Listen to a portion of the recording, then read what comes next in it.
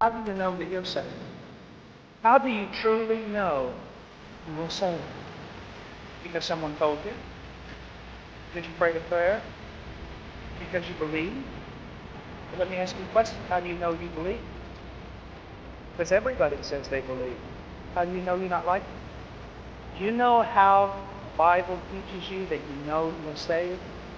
You know you have been saved because your life is in a process of being changed, and your style of life is one of walking in the paths of God's truth. And when you step off those paths in disobedience, as we all do, God comes for you and puts you back on the path.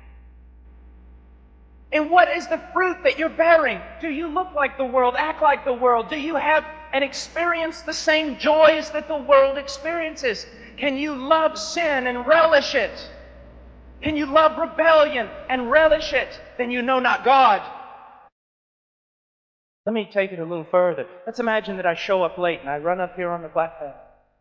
And all the leaders are angry with me. They said, "Brother Paul, don't you appreciate the fact you're giving the opportunity to speak here and you come late?"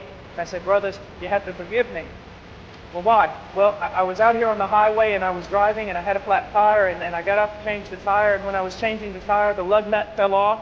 And I wasn't paying attention that I was on the highway, and I ran out and I grabbed the lug nut. As soon as I picked it up in the middle of the highway, I stood up and there was a 30-ton logging truck going 120 miles an hour about 10 yards in front of me, and it ran me over, and that's why I'm late."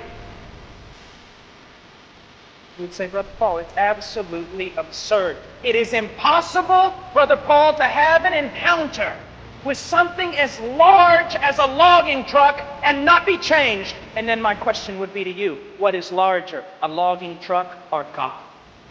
How is it that so many people today profess to have had an encounter with Jesus Christ, and yet they are not permanently changed?